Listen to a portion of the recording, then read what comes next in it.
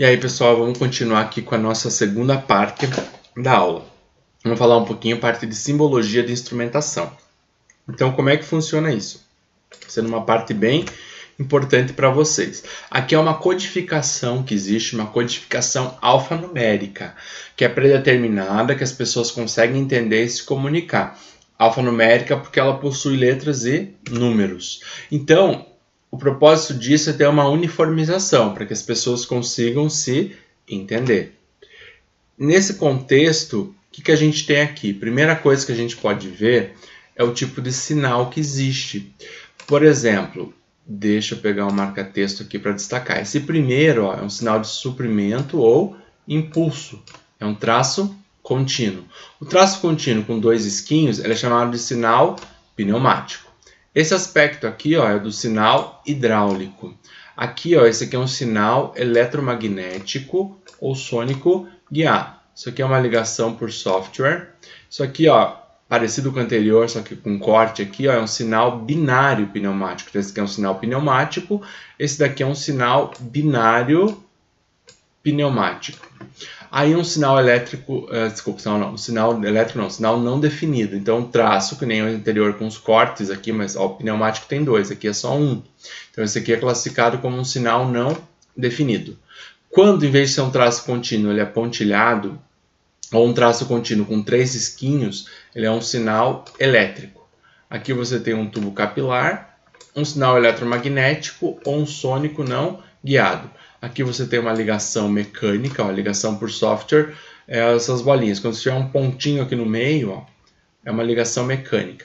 Quando você tiver um sinal parecido com o elétrico, só que ele tiver um corte aqui no sentido anterior, aí ele passa a ser um sinal binário elétrico.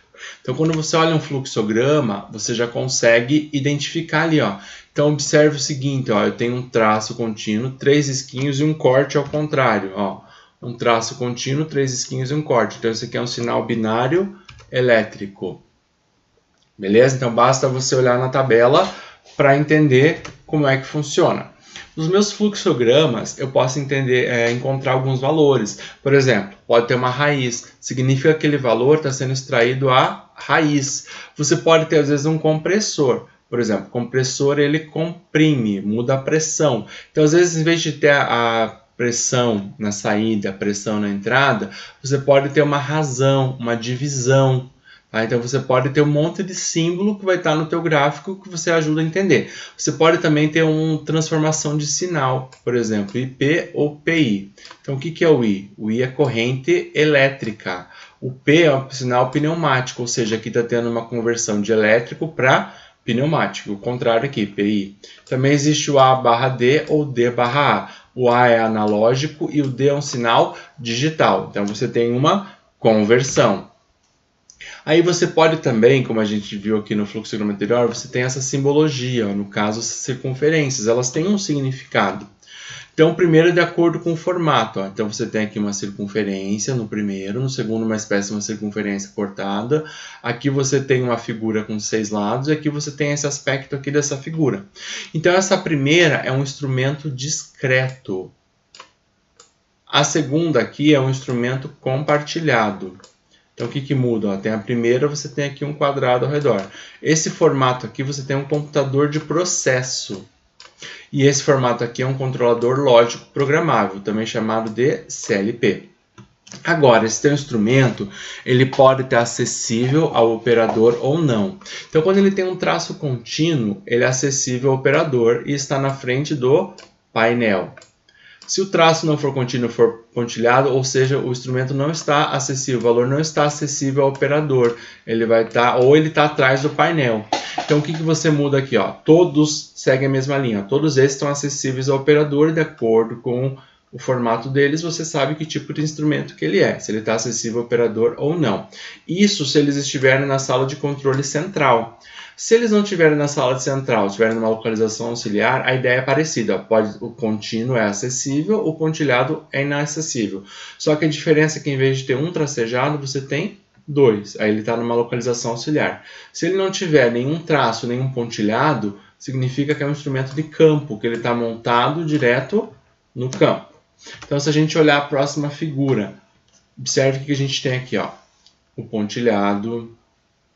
Então, além do pontilhado aqui, ó, nós temos com risquinhos. Então, vamos ali na tabela. Pontilhado é o elétrico. O tracejado com 2 risquinhos é o pneumático, que é o que nós temos ali, ó, tracejado com 2 risquinhos. Aqui é uma simbologia de válvula. Então, aqui, por exemplo, ó, esse instrumento não tem risco nenhum, então ele está no campo. Como ele é uma circunferência, ele é um discreto, ó, então é só uma circunferência discreto. Mas como ele não tem traço nenhum, ó, nem risco, ele está montado no campo. Esse aqui ó, é um CLP, esse aqui é um dispositivo compartilhado, o discreto não tem aqui o quadrado ao redor, quando tem o quadrado ao redor ele é o compartilhado. Então você consegue ver os sinais, ver se ele está montado no campo e entender o teu processo analisando o fluxograma. Você pode ter uma simbologia de lâmpada ali, por exemplo, você pode ter uma simbologia de alarme, de purga, são várias coisas que podem ter ali. Aí você pode ter uma simbologia própria de válvulas também, os vários tipos, válvula globo com 3 vias. Depois vocês dão uma olhadinha nessas tabelas aqui. Então, por exemplo, ó, eu tenho um TT. Esse primeiro T ele se refere à temperatura, ou seja, a grandeza que esse instrumento está trabalhando é a temperatura. Aqui o meu primeiro também é temperatura. O segundo não é temperatura, é a função. O segundo T aqui é um transmissor. Então, é um transmissor de temperatura. Não se preocupem tanto com isso que a gente já vai detalhar mais isso. Aqui eu tenho um T e C. Esse primeiro T é temperatura, o I é função, que é indicador e controlador. A gente lê de trás para frente. Então ele é um controlador, indicador de temperatura. Observe os sinais aqui, ó. Ó, um traço com 2 riscos e uma espécie de xizinho ali. Vamos voltar para a tabela ali, ó. Então o que é o traço com os 2 riscos? O traço com os 2 riscos é o pneumático. E o outro, o xizinho ali, é o capilar. Então a gente consegue identificar o sinal ali, que é um capilar e um pneumático. Então eu sei que esse transmissor, ó, ele é um instrumento discreto, porque ele não tem risco nenhum. Desculpa, não é preciso, porque ele só é circunferência, não tem ali o quadrado ao redor, né? Ele está montado diretamente no campo, porque ele não tem risco nenhum. Então, um transmissor de temperatura, como eu falei para vocês, ó, transmissor de temperatura. O primeiro T se refere à temperatura. Você tem T nos dois. Os dois estão trabalhando com temperatura. O segundo T, nesse caso, é um transmissor. Está instalado no campo porque não tem risco nenhum. Aqui, ó, o primeiro T, como eu falei para vocês, é de temperatura. Então, você tem aqui um controlador, indicador de temperatura. Ele está instalado numa sala de controle. Você tem o traço aqui, ó. Ele está acessível ao operador. E ali uma válvula com atuador pneumático e aqui o sinal pneumático. Então a gente viu ali, ó, 2 risquinhos aqui, sinal pneumático. E aqui no caso, ó, você tem um sinal capilar, tubo capilar. Então aqui ó, a gente consegue saber também. Aqui a primeira letra sempre vai me dar a função. O L, ele tem uma característica. O que é o L? O L é porque a gente empresta do inglês. Na parte de instrumentação, tem muitos termos que eles são emprestados do inglês, que a gente utiliza no nosso dia a dia. Então o L aqui, deixa eu escrever para vocês para facilitar, é do inglês level. Então se você joga um joguinho, você sabe que tem os levels, um nível. O F é vazão, porque também vem do inglês, que é chamado de flow. Então, então o primeiro é a função, que nem no outro é a temperatura. O C desculpa, a variável que você está medindo. Então, no caso aqui, o L é o nível.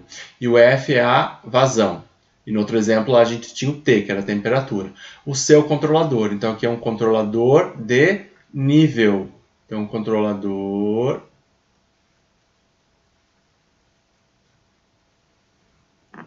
de nível. Aqui ó, é um C também, é um controlador, mas o F na primeira letra ele é vazão. Então ele é um controlador de vazão. Aqui ó, se a gente olhar no exemplo anterior, ó, eu tinha o segundo T, o primeiro é a temperatura, o segundo não, é a função, ó, é um transmissor. Então aqui eu também tenho um transmissor. Um transmissor do que? O F é vazão. Flow. Então aqui é um transmissor de vazão. E aqui eu tenho os sinais que eu consigo identificar, ó, uma válvula angular, um sinal pneumático, ó, um controlador de vazão no campo, porque ele não tem traço nenhum. Então, controlador de nível, L nível, também está no campo, não tem traço nenhum. E aqui um transmissor de vazão instalado no 1, e o único tipo de sinal que tem aí é pneumático. Então, observem ali que eu tenho TT. O primeiro T é temperatura. Então, os três estão trabalhando com temperatura. O segundo T é um transmissor. Então, um transmissor de temperatura. Aquele que tem a letra A aqui, ó. Vamos facilitar aqui, né? Porque às vezes estão olhando aí, não vai ficar fácil. Então, aqui tem a letra A, ó. Esse aqui é um transmissor de temperatura. Esse aqui é uma letrinha que a gente vai ver que ela significa diferencial. Então, o I é indicador, indicador de temperatura diferencial. E aqui nós temos mais um TT, um transmissor de temperatura, pela letra B. Então, vejo que o sinal aqui é com 3 esquinhos e aqui com um xizinho. Então, lembrem-se, esse aqui é um sinal elétrico, que ele pode ser pontilhado ou com os 3 esquinhos. Esse aqui é um tubo capilar, um transmissor de temperatura montado no campo, um outro transmissor, por isso que eles têm a mesma função, um é o A e outro B.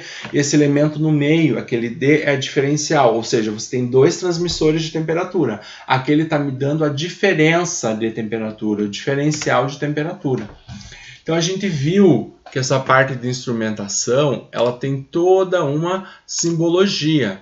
E essa simbologia ela é feita para facilitar a comunicação entre todas as pessoas envolvidas no processo, todas as pessoas envolvidas no trabalho. Então, a simbologia utilizada, ela segue a norma. Existem várias normas, mas a mais utilizada, na maioria dos lugares, é a norma 5.1 da ISA, da ISA. O que é a ISA? The Instrumentation System and Automation Society. Então, a Sociedade de Sistemas de Instrumentação e de Automação. Então, essa é a simbologia, essa é a norma que a gente utiliza. Ela tem algumas outras regras. Tem outras normas, ali está a RC22, a SAMA, mas a mais utilizada é a 5.1 da ISA. Essa que a gente viu aqui, ó. Vou dar um destaque aqui, ó. Essa é a que a gente utiliza, que a gente vai estudar e vai continuar vendo aqui na aula de hoje. Então, o objetivo das normas é ter uma padronização. Quando alguém pegar um documento, vai conseguir entender esse documento com bastante facilidade.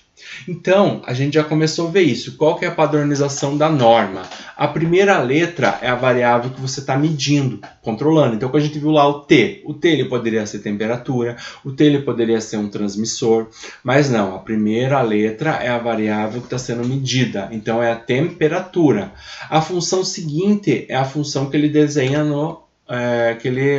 desempenha na malha de controle. Então, aqui nós temos uma tabela, claro que ela está pequenininha e ruim para vocês olharem, mas a gente já vai detalhar. Ela vai dizer o que significa a primeira letra, então ela vai de A, aqui em cima está bem pequenininho para ver, né?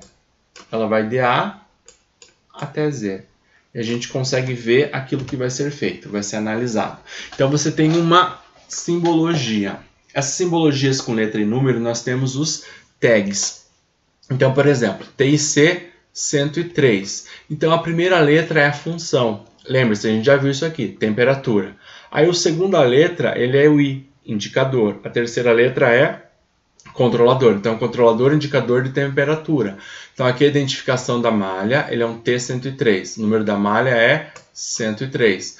Aí, TIC, identificação funcional. Ó, ele traz para frente, controlador, indicador de temperatura. O T é a primeira letra e o IC as letras subsequentes às funções, que é indicador e controlador. Então, controlador, indicador de temperatura. Tá? Então, algumas normas, as letras têm que ser maiúsculas, a primeira letra é sempre a variável medida. Por exemplo, o T ele pode ser transmissor de temperatura. Se ele tiver na primeira letra, ele é a variável que está sendo medida.